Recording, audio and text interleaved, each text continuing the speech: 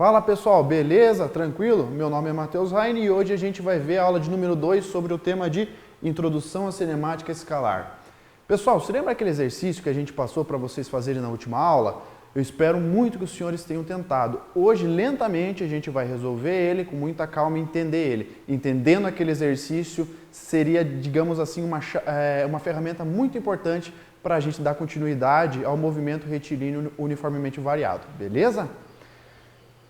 Então, vamos lá, galera.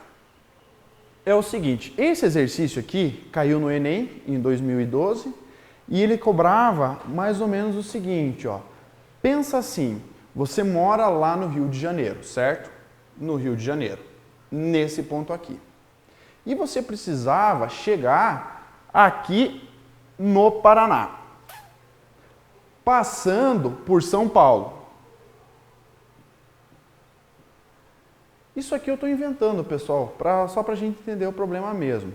Só para a gente entender. Essas cidades foram inventadas e tal, só para a gente entender o que ele está cobrando de você. Veja, o primeiro trecho do Rio de Janeiro até São Paulo vai ter uma distância, um comprimento, ele falou aqui para a gente, o primeiro trecho da entrega, no caso, de 80 km. Legal, 80 km. E a velocidade máxima permitida nesse trecho é de 80 km por hora. Vamos anotar aqui. Então, o ΔX1, 80 km. O ΔT1, desculpa galera, não é o ΔT.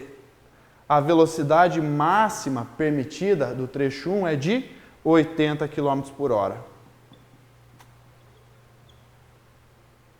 Deixa eu anotar aqui. Legal. Chegando no São Paulo até o Paraná, vai mudar o trecho da rodovia, ou seja, a rodovia vai permitir que a velocidade chegue até 120 km por hora. Só que esse trecho aqui é menor, é um trecho de 60 km apenas, ou seja, o ΔX do trecho 2 é de 60 km. E o que ele pergunta? Qual é o tempo gasto para você sair desse trecho aqui, chegando nesse último aqui, passando por essas duas variações. Veja, você variou o tamanho da via duas vezes e você variou a velocidade máxima permitida duas vezes. Só que ele falou o seguinte, suponha que se a velocidade máxima da via for de 80 km por hora, você vai transitar sempre no máximo da via. Essa é a consideração que ele pede para você fazer, tá? Então veja, eu vou gastar um determinado tempo nessa via e um determinado tempo nessa via. E o tempo total do deslocamento vai ser qual? A soma dos dois. Então vamos lá. Vamos aqui no cantinho. Ó. A velocidade é a variação do espaço pela variação do tempo. Então vamos isolar a variação do tempo. Por quê? Porque a gente quer descobrir o tempo gasto nesses dois trechos aqui. Então, só vou inverter aqui. Variação do tempo é igual a variação do espaço sobre a velocidade. Agora eu vou pegar essa equação aqui e vou aplicar ela para os dois casos, tanto para o meu primeiro trecho quanto para o meu segundo trecho da rodovia. O primeiro trecho, o ΔX, é de 80 km. E a velocidade que eu transitei nele foi de 80 km por hora. O segundo trecho, o meu ΔX, é menor, é de apenas 60 km. Coloca aqui, 60 km.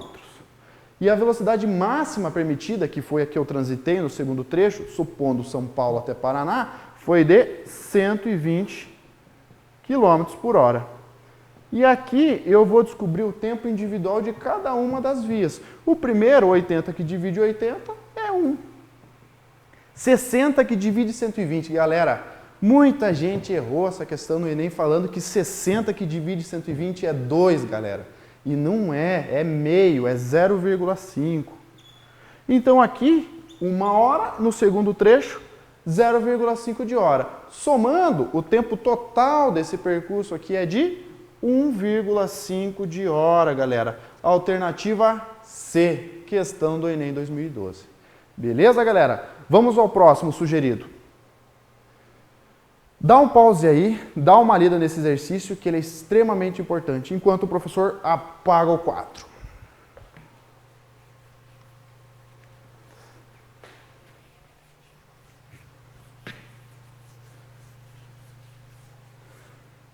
Veja, o que ele falou para você? Ele falou o seguinte, ó, que você tem dois carros andando em linha reta como se fosse numa BR, onde o carro A está com uma velocidade de 14 metros por segundo, ou seja, o carro A, uma velocidade de 14 metros por segundo. E o carro B, uma velocidade de 54 km por hora.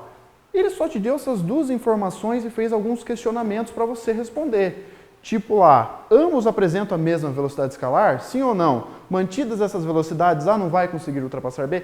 Enfim, ele só deu esses dois dados e pede o que vai acontecer nesse movimento com esses dois carros nessa rodovia. Beleza, o primeiro passo, você tem que fazer o comparativo entre as duas velocidades. Só que não faz sentido você comparar o 14 com o 54. Apesar de metros por segundo e quilômetros por hora são unidades de velocidade, elas não, digamos assim, mensuram da maneira igual. É a mesma coisa que eu comparar uma pessoa que tem 1,8 metros com uma pessoa que tem 170 centímetros. A pessoa que tem 170 centímetros vai ser maior que a que tem 1,8 metros? Não, porque a gente já de cabeça faz a conversão das unidades e compara. Só que nesse caso, como que eu vou converter de metros por segundo para quilômetros por hora? Ou então de quilômetros por hora para metros por segundo? Veja, você não precisa converter as duas. Escolhe uma, converte uma, aí você faz o comparativo para responder o exercício. Eu acho melhor, eu indicaria que vocês convertessem o quilômetros por hora para metros por segundo. Como é que eu faço isso? Que é a regrinha, ó. Eu estou em quilômetros por hora, vou para metros por segundo. Então eu vou dividindo por 3,6. Dividindo por 3,6. Pegar o 54 e dividir por 3,6 vai dar 15. 15 metros por segundo. Agora eu vou fazer os comparativos lá, que vai me dar mais facilmente a resposta. Ambos apresentam a mesma velocidade escalar? Não, né, galera? Não apresentam. A é falsa. Por quê? Porque 15 é diferente de 14, então a velocidade não é igual. Mantidas essas velocidades, A não vai conseguir ultrapassar o B. Veja, quem tem a velocidade maior? Puxa, professor, é o B que tem a velocidade maior. Portanto, se quem está na frente tem a velocidade maior, quem está atrás vai ter como ultrapassar? Não vai. Porque mantida essas velocidades, ou seja, o de 14 não vai aumentar e nem o de 15 diminuir, vai conseguir ultrapassar? Nunca. Então a alternativa B está correta. Veja, quem está atrás está mais lento. Vai conseguir passar quem está na frente? Não, a alternativa B está correta. Beleza, galera? Vamos para o próximo. Esse exercício aqui ele só revisou com você esse conceito de conversão de unidades. E é muito importante você saber e decorar esse 3,6. Decore o 3,6. Tudo bem, galera? Valeu! Vamos lá. Dá um pause, dá uma lida nesse exercício enquanto o professor apaga o quadro.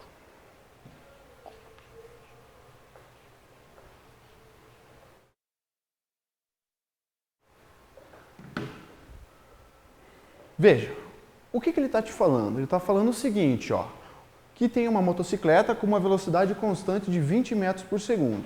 Vejam, eu tenho uma moto aqui com uma velocidade de 20 metros por segundo.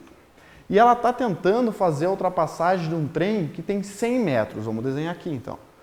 Um trem que tem 100 metros. Só que esse trem não está parado. Esse trem apresenta uma velocidade de 15 metros por segundo. Vejam, a velocidade da moto é maior que a do trem. Então, em algum momento, ela vai conseguir ultrapassar. Beleza?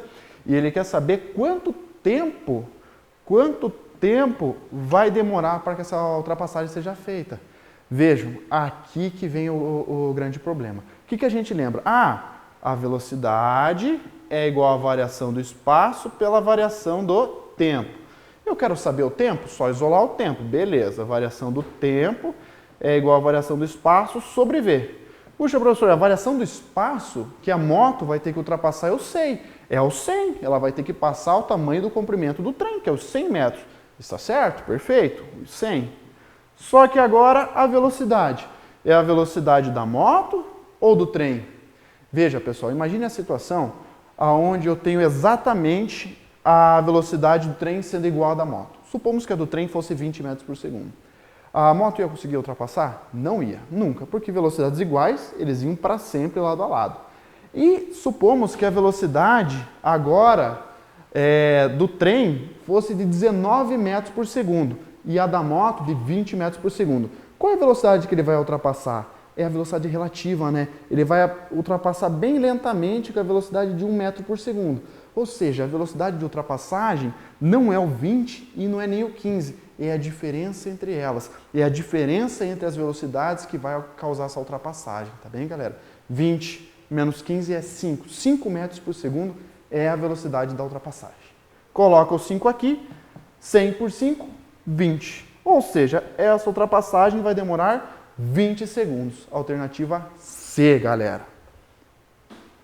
Joia! Dá um pause aí, enquanto o professor apaga o quadro e leia esse exercício muito atentamente. Valeu!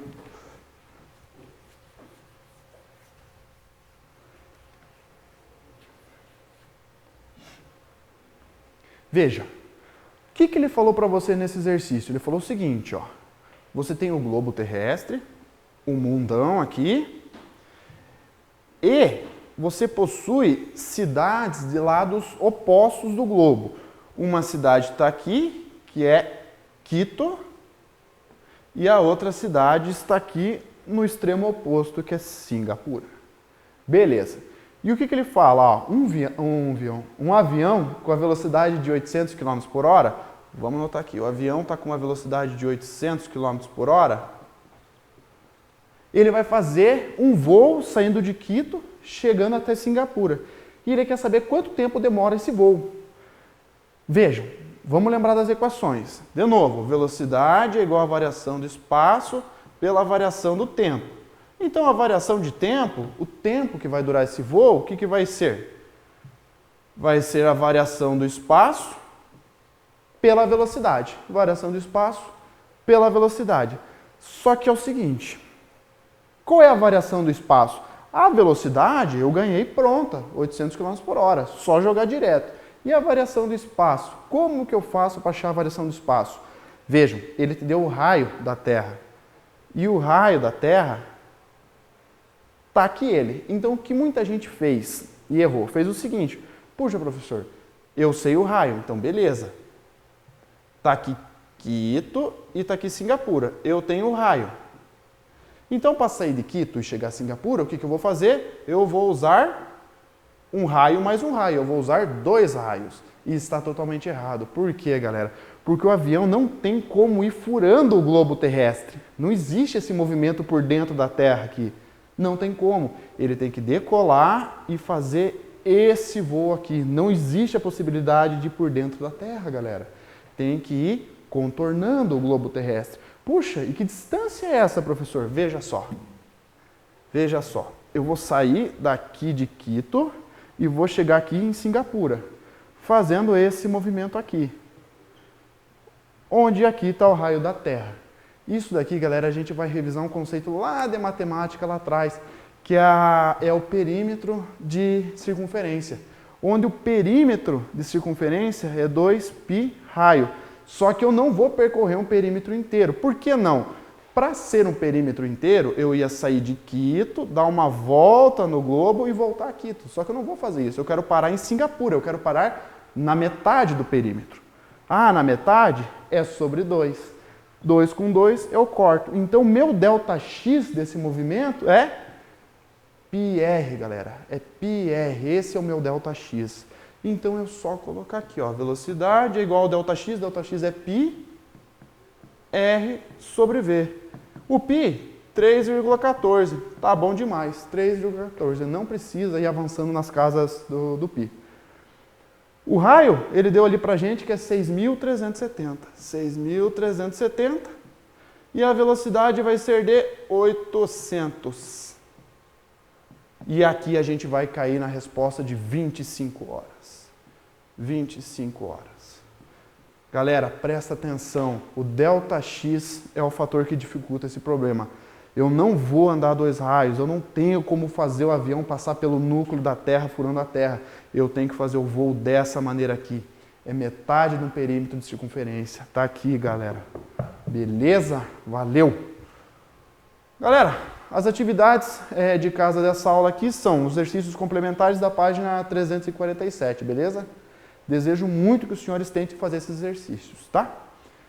Ficamos por aqui, até a nossa próxima aula. Valeu, pessoal!